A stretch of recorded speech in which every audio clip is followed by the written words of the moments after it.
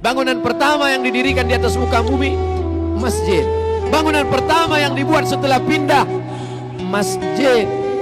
Dan bangunan pertama yang mendatangkan barakah adalah masjid. Oleh sebab itu kalau kantor ingin berkah, komplek perkantoran, hendaklah yang pertama dibangun masjid.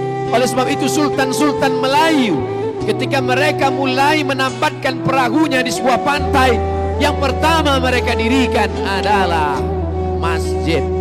Hari ini kita melihat sejarah-sejarah. Mana istana hancur, dipukul ombak, dihempas gelombang, dimakan rayap, lekang karena panas, lapuk karena hujan. Tapi masjid masih tetap tegak berdiri. Ini pelajaran penting. Kalau kita mau kekal abadi, manusia akan mati, dimakan cacing tanah. Tapi yang kekal abadi adalah masjid. Menunjukkan orang Islam mesti kaya raya, karena yang bisa membangun masjid hanya orang kaya. Yang kaya dengan hartanya. Man bana masjidan, siapa yang membangun masjid, banallah mithlahu baitan fil jannah, maka Allah sudah membangunkan untuknya satu tempat dalam surga. Man bana masjidan, siapa yang membangun masjid dengan hartanya, titik pilu keringatnya, banallah mithlahu baitan fil jannah, dibangunkan untuknya satu tempat dalam surga. Tapi Allah adil. Bagaimana dengan orang miskin yang tak bisa membangun masjid? Man shalla itsnatai asyrata rakaat, siapa yang salat sunat 12 rakaat bil yaumi wal lailah, sehari semalam, siang 12 jam, malam 12 jam, yang laksanakan salat 12 rakaat, 2 rakaat sebelum subuh, 4 rakaat sebelum zuhur, 2 rakaat setelah zuhur, 2 rakaat setelah maghrib, 2 rakaat setelah isya, 12 rakaat salat rawatib qabliyah ba'diyah muakkad setelah salat fardu, sebelum salat fardu, banallah mithlahu baitan fil jannah, Allah juga membangunkan untuknya satu tempat dalam surga. Manusia mati, meninggalkan dunia, rumah yang besar diwarisi oleh anak-anak, diambil oleh istri, mungkin dia akan menikah dengan laki-laki yang lain. Berapa banyak orang membangun rumah tapi dia tak pernah menempati rumah itu. Berapa banyak orang membeli mobil, kendaraan mahal, tapi dia tak pernah menaikinya. Berapa banyak pencari rezeki, tapi rezekinya dinikmati orang lain. Perlu dipikirkan sejenak. At-tafakkur sa'ah, berpikir sesaat, khairun min qiyami lailah, lebih baik daripada beribadah sepanjang malam. Orang beriman berpikir sesaat. Yang hari ini beribadah, banyak ibadahnya, khusyuk dia, tapi setelah mati akan putus. Idza matal insan, dalam Sahih Muslim, idza matal insan, kalau manusia mati, inqata'a, putus amalnya. Tapi ada yang tetap mengalir, shadaqatun jariyah, tanah yang pernah dia wakafkan untuk masjid. Yang tak sanggup memberikan tanah, semen, yang tak sanggup berikan semen, batu bata, pasir, kerikil, sekecil apapun kontribusi kita akan ditunjukkan Allah. Faman ya'mal mithqala dzarratin khairan yarah, sebesar biji sawi pun akan ditunjukkan di hadapan Allah Subhanahu wa taala. Yang bisa dengan hartanya, pakai hartamu. Tapi ada orang yang tak punya harta, tapi dia juga punya kontribusi terhadap masjid. Siapa itu? Orang yang dititipkan Allah jabatan, amanah, kekuasaan. Pakailah untuk menegakkan agama Allah. Agama Allah tidak perlu dibela, Allah tidak perlu ditolong. Huwal Aziz, Allah Maha Perkasa. Huwal Jabbar, Allah Maha Kuasa. Kita mendirikan masjid bukan untuk menolong Allah. Andai kita punya jabatan, tak pernah sekalipun dipakai untuk menolong Allah. Allah tidak perlu kita. Allah Maha Perkasa, Allah Maha Kuasa. Kita menolong agama Allah hakikatnya untuk menolong diri kita. Intan surullah, kalau kau tolong agama Allah, yang surkum, Allah akan menolong kamu. Pada saat kaki tidak dapat tegak berdiri, tak ada yang bisa menolong.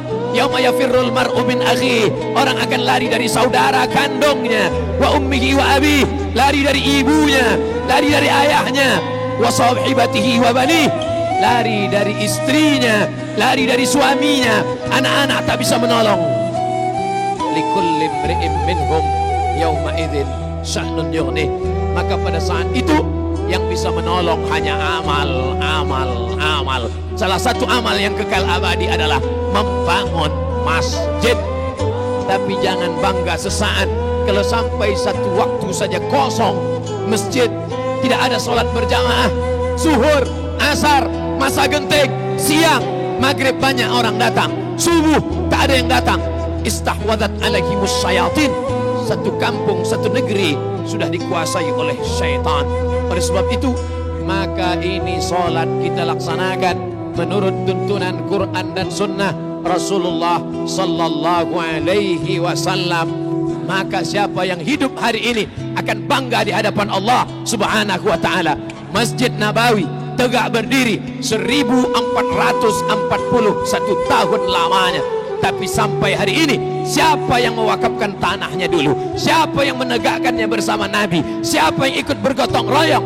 Semua orang yang sholat di Masjidin Nabawi mengalir pahalanya kepada dia. Ma la yutraku kulluh, la yutraku kulluh. Kalau tidak pernah dapat dilakukan semuanya, jangan pernah tinggalkan semuanya. Kita mesti berkata kepada generasi ke depan, bangunlah masjid dengan hartamu, dengan tetes peluh keringatmu, dengan air matamu.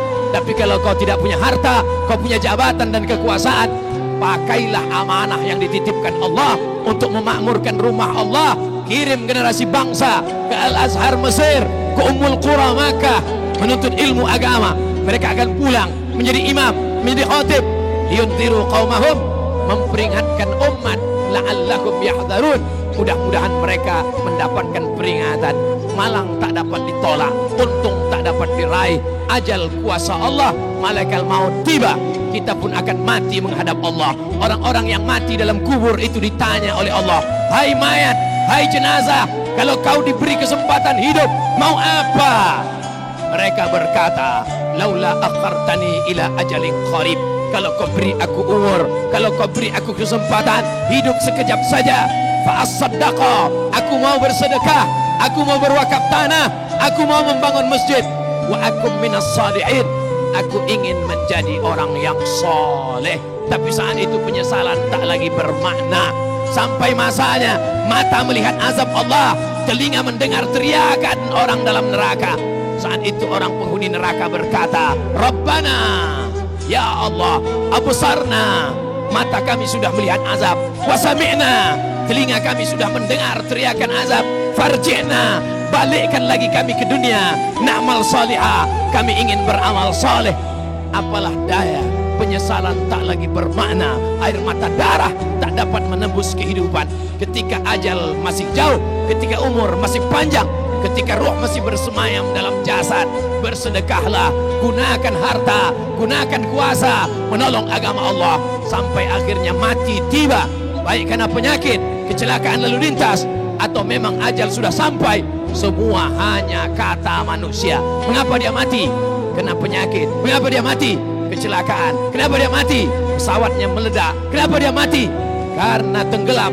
Itu hanya takdir Allah. Tapi yang paling penting adalah apa yang akan kita bawa setelah kematian.